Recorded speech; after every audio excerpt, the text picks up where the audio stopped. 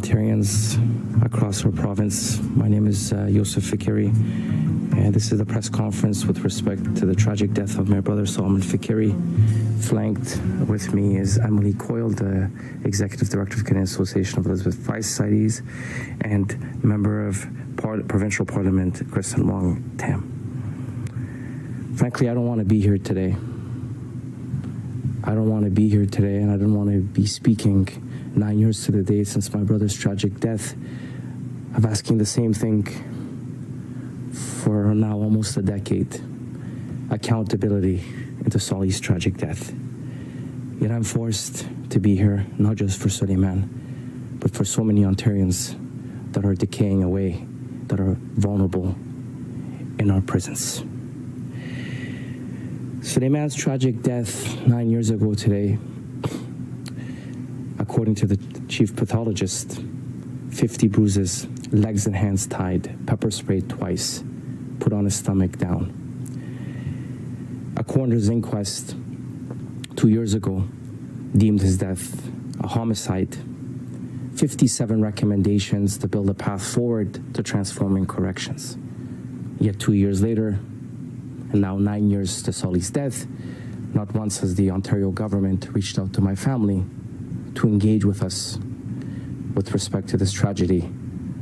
Not once have they spoke to us.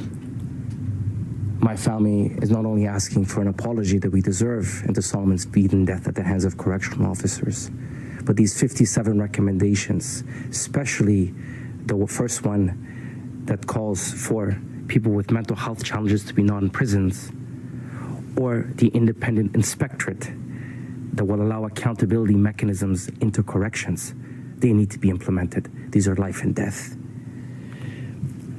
This government often talks about they talk about bail reform, keeping the bad guys out. Fair enough, but what about, they talk about keeping the bad guys in, but what about keeping our most vulnerable out? Our most vulnerable out. These individuals suffer from mental health challenges. They need to be in areas where there's mental health nurses, psychiatrists that take care of them. Soli's tragedy is a tragedy that my family will continue to fight, not just for him, but for all Ontarians. My family's ready today, has been ready for a number of years to engage with the government, to work with them, but not once have we heard back. I will continue today to give that olive branch with the government, that my family is ready to work in transforming corrections. But it starts with that genuine apology into Solomon's beating death from the Premier. I'm going to now pass it on to MPP Kristyn Wong-Tam. Solomon's tragedy will not be forgotten. We will continue to fight. Suleiman's story will not be forgotten. His death will not be the final chapter of his life. His death will be an opportunity for us to honor our most vulnerable. Thank you. Thank you, sir. Thank you. Oops. Okay. Thank you very much, Yusuf, for your remarks. Thank you for being here once again in the Queen's Park Media Studio. This is now our third press conference together, calling for this government to do the right thing, take action, and to fix the correction system. My name is Kristyn Wong-Tam, the MPP for Toronto Centre. I'm also the Shadow Attorney General for the official opposition. Today, as Yusuf has noted, marks 2 years since the coroner's inquest into the death of his brother, Solomon Fikiri, and 9 years since that death.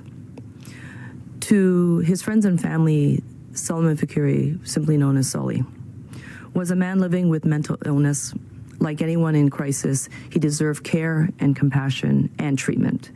Instead, Solomon was pepper sprayed, restrained, and denied medical attention. He sustained numerous injuries that the Ontario coroner has now ruled a homicide. The homicide is the killing of one human being by another, and in this case, while in government custody. The coroner's inquest was very clear. Over 50 bruises were found on Solomon's body, more than 60 policy breaches surrounding his death, and the 57 recommendations that then came out of a very lengthy, very robust review. Recommendations that call for and focused on the delivery of healthcare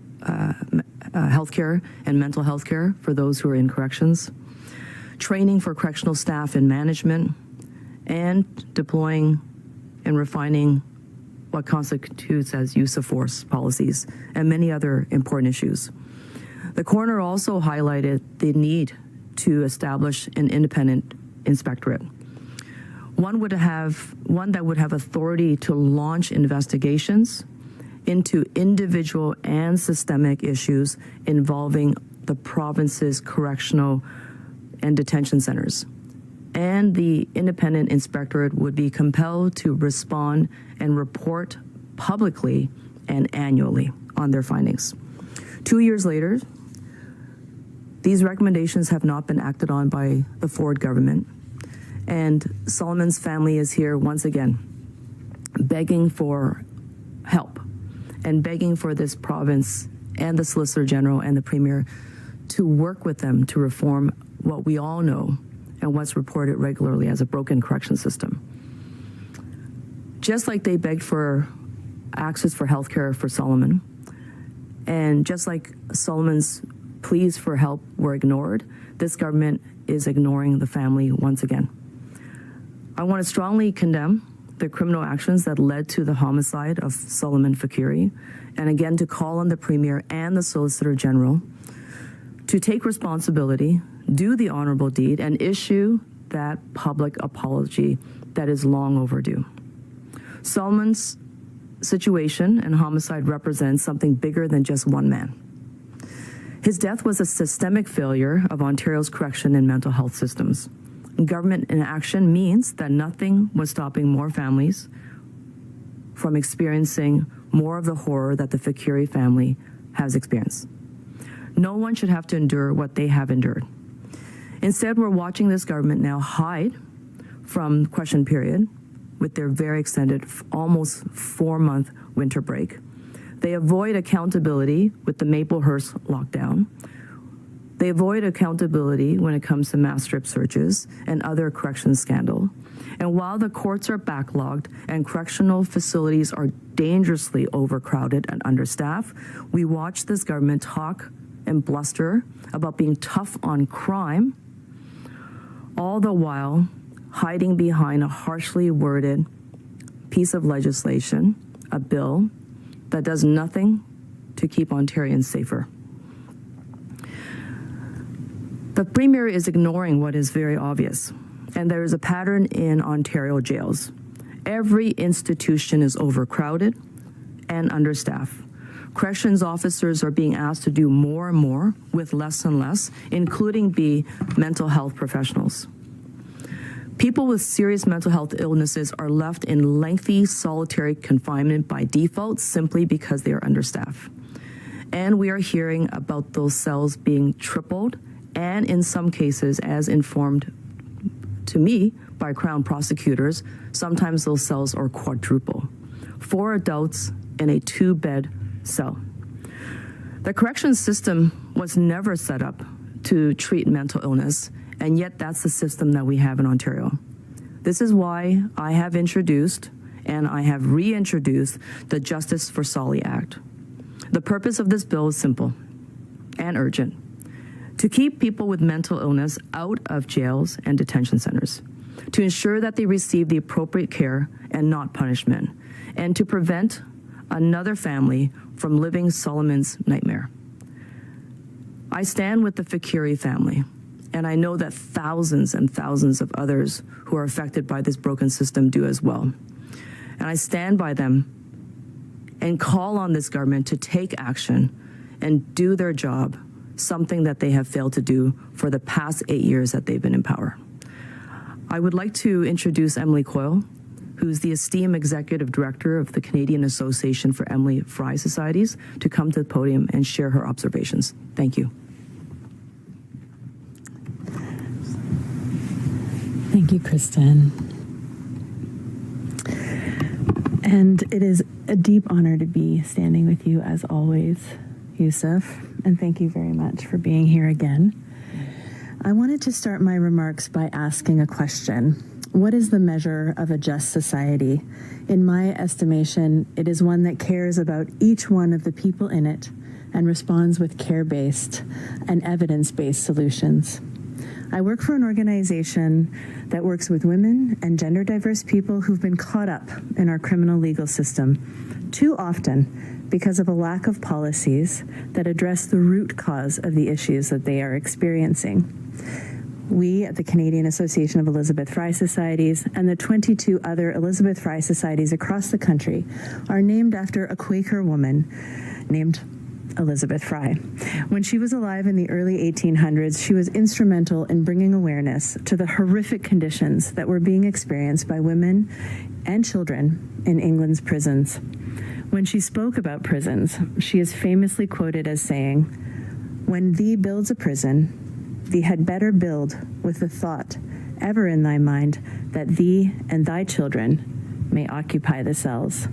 When Yusuf and I were speaking about his brother and this anniversary of his death, I was reminded, and we were reminded in our discussion, that Soliman could have been any one of our brothers, our sons, our fathers. He could have been any one of our family members. His death is not only a personal tragedy for those who loved him, it's also a mirror held up to this province and to this country, reflecting what it is choosing to do to people in crisis who are all too often forgotten inside its jails. 9 years ago, you heard Soli was taken to the Central East Correctional Center in Lindsay, and he was there in the midst of a mental health crisis. His family has a long history of supporting him through his mental health issues, and unfortunately on this day they were not able to prevent his arrest. And then once incarcerated, his family was sure that he was going to receive care and assessment. And instead, no, he was restrained, pepper sprayed, as you heard, hooded, and later left face down on the floor of his cell where he died. The coroner's inquest later ruled that his death was a homicide, that he was killed, and found that staff violated policies dozens of times in their interactions with him. And what happened to Soliman is what happens when a system that is built for punishment is asked to respond to disability, when people are in distress, when they are ill. The jury in Soliman's inquest issued 57 recommendations aimed at preventing future deaths like Soli's in Ontario's provincial correctional institutions. Now, it is important to remember that this 5-person jury were made up of regular people, lay people who had very little experience of the day-to-day reality of what happens in our jails. And these lay people called for dedicated mental health units, better screening and diversion from custody, as you heard, limits on segregation, trauma-informed training for staff, stronger oversight, and an independent provincial corrections inspectorate. They urge this government, these lay people who didn't ever know what was happening in our jails, to treat people in custody with serious mental health conditions as the most vulnerable members of our community. These are not threats to be controlled. As you heard, 2 years later, the province still has not implemented these recommendations. Civil societies like ours have joined Soliman's family year over year, calling for a plan, for timelines, for accountability for each recommendation, and perhaps most importantly, what you heard today, this family has called for a recognition that this should never have happened through an apology from this government. It sounds simple, but it hasn't happened yet. Today, conditions in Ontario's prisons and jails are at a breaking point, as they are across this country.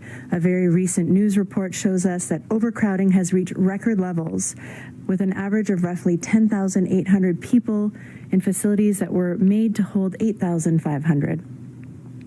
People are spending their days locked down in their cells because there's not enough space, there's not enough staff. This overcrowding is driven in large part by the rising remand population. And if you don't know what that means that these are people who are in these jails who are innocent. They have not been convicted of anything. Many of them are there because, like Soliman, they are suffering from mental health considerations. Jails are not designed to treat those. They are also often poor. They are racialized, disabled, or unable to meet increasingly restrictive bail conditions, much to the contrary of what we hear in the news today. I want to emphasize, I cannot emphasize enough that each of the people behind the statistics that we are mentioning have their own unique story, their own family, and could have been any one of our loved ones. At the same time as this crisis is happening in our prisons and jails and has been for a while, although it is getting worse and worse, federal governments and provincial governments are introducing new laws that take us further away from the direction called for in the inquest into Soli's death. I am a taxpayer, as are each of us, and I can tell you that I am just as concerned about how we are deciding to spend our money in order to have safer communities. Spending billions of dollars to build new prisons is not the solution. We have the solutions in front of us from multiple inquests, from multiple commissions, including the one into Soli's death. These are evidence-based solutions. These are cost-effective solutions. These are more humane solutions. Elizabeth Fry's warning that thee and thy children may occupy the cells is not a historical moment. It is a moral test for this moment. When governments choose to respond to social problems with more incarceration, they are making the choice about whose lives are expendable. When people in crisis are warehoused, when Soliman was warehoused instead of supported, when mental illness is treated with pepper spray and restraints instead of with care, we are all made less safe. Soliman's death reminds us that every person in custody is someone's family, someone's child, someone's sibling, someone's parent, someone's loved one. CAFES hears daily from women and gender diverse people in Ontario's prisons who are living the same pattern of neglect, overcrowding, and untreated mental illness that led to Soli's death. So then the question we have before us is not whether there will be another tragedy like Soli's, but whether or not we can act now to prevent it. Thank you for inviting us. Thank you very much. Thank you very much for your attendance. Thank you, Emily, for your remarks. Yusuf, for you and your family, who you represent, your family, for being here. We are able to take questions, and we have two wonderful French speakers, so you're able to ask your questions in French as well. Youssouf, d'abord, je vous présente mes condoléances pour la mort. Accept my condolences. This is your third time here, speaking about the death of your brother. How do you feel? It's a very difficult moment. I love my brother very much. It's been 18, there's only an 18-month difference between both of us. It's also a moment for me to remind myself that I have to continue fighting, to remind people that we need to build a society for people like Suleiman, who could spend time with their families, who could celebrate their skills, not to be killed in prison. Once again, it's my third time being here, doing a press conference. I have made 100 interviews regarding Suleiman, my brother that I loved. I am always ready to fight. I am not broken. I am sad but not broken. I have a strong confidence that I must continue to fight, because fighting is not about politics. It's not about partisanship. It's about life. It's about life and death. Yes, life is difficult. It's difficult to continue repeating the same thing, saying the same stories about how my brother died. But my brother gave us strength, me and my family. He was someone who was very dynamic, so I am always ready to fight. I do not want to do it, but I have to continue doing it. I am not broken. Thank you for continuing to doing this job. I come from many communities. One of the traditions is that the issue of justice, if you carry out justice, you're serving God. If you work for people, you're serving God. So that is what I find interesting. I was also inspired by my brother Suleiman, because he's the one who inspired me, who guided me regarding justice and faith which is our tradition. At the same time, another inspiration is that I must do it. I don't have a choice. While I speak about Suleiman, there are other family members who do not have the means, who do not have the capacity. It's not part of their strength to fight in this way. For me, I am inspired by these people. I do not want a mother or a father, a sister, or a brother to bury their son, their brother.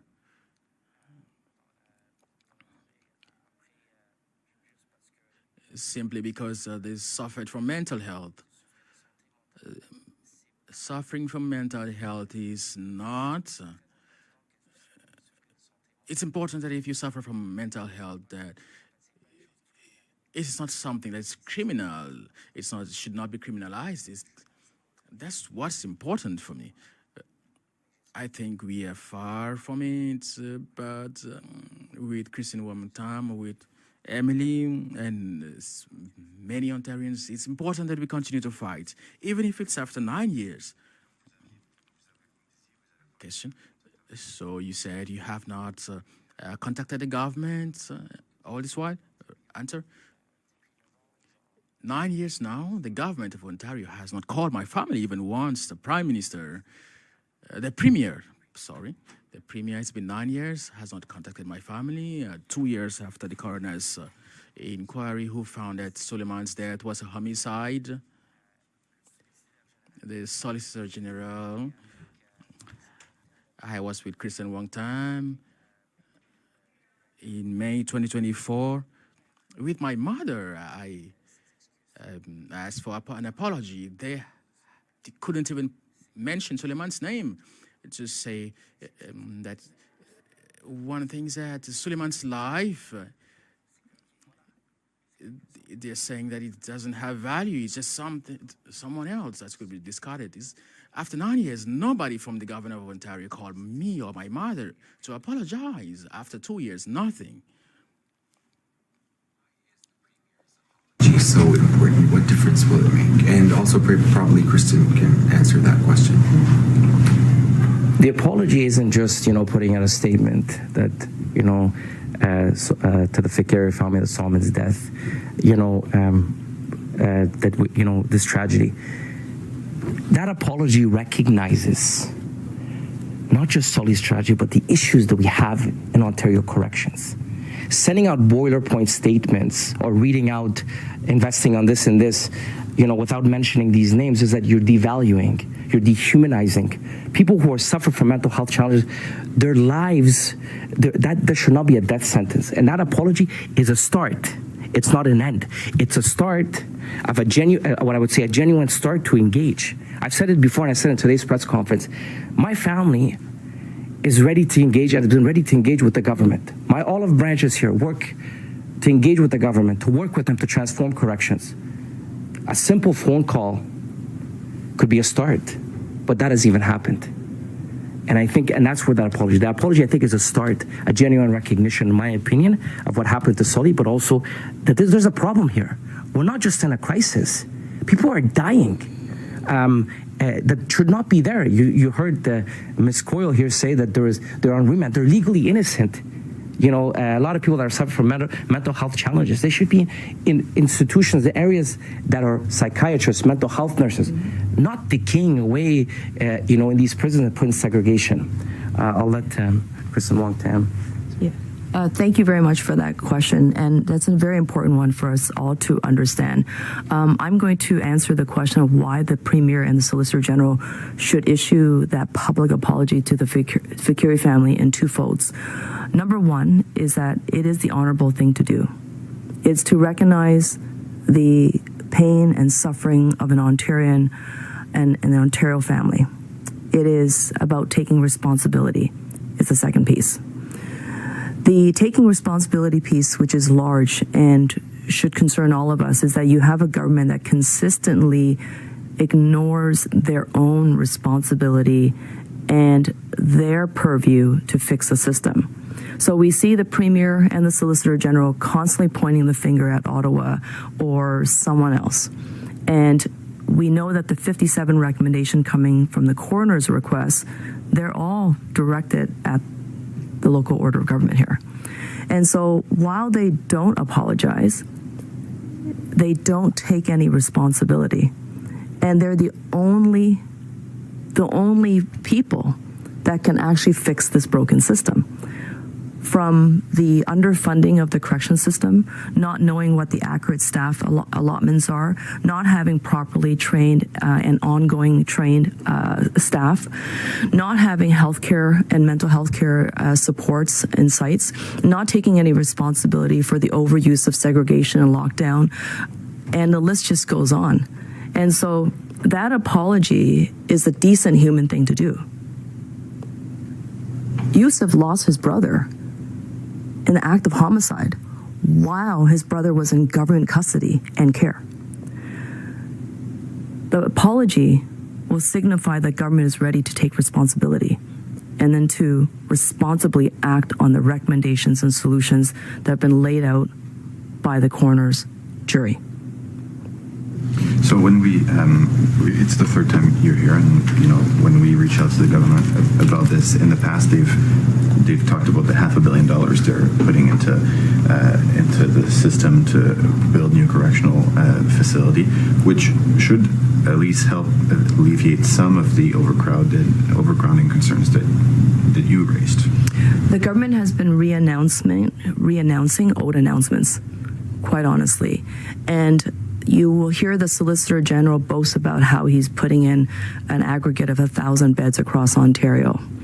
Right now, as noted, we have 10,800 inmates sleeping in 8,500 beds. 1,000 additional beds whenever they come online is not going to solve the problem. But it also doesn't reach the core issue. And the core issue is that the majority of people who are in detention pre-trial are legally innocent. So that's 83% of men are on remand. 85% of women inmates are on remand. They've not been found guilty of anything. And it's very expensive to house them while they're getting no rehabilitation support, while they're not getting any counseling on improving access to reintegrating in civil society. So they're coming out at some point, much more harmed than they went in. And that makes it a very expensive circular system that doesn't really resolve anything. So people are not necessarily safer. And so this government has taken no responsibility. And I've asked the Solicitor General in the Standing Committee for Justice Policy, what is the right staff complement? Not a single one of them can answer.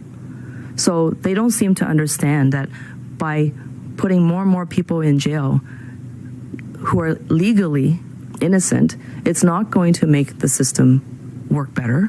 And we're going to see more violence. We're going to see more overcrowding, as we have now seen again. 22 out of the 24 correction facilities are overcrowded.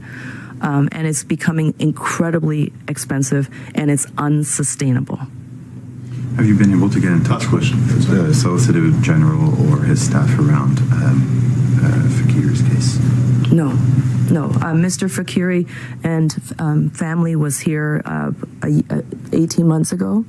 And I called upon the Solicitor General at that time to just even look at the family, to speak to them, to meet with them, to issue the apology, and he wouldn't. So the Fakiri family has been unduly wrong by this government. They've been treated less than substandard.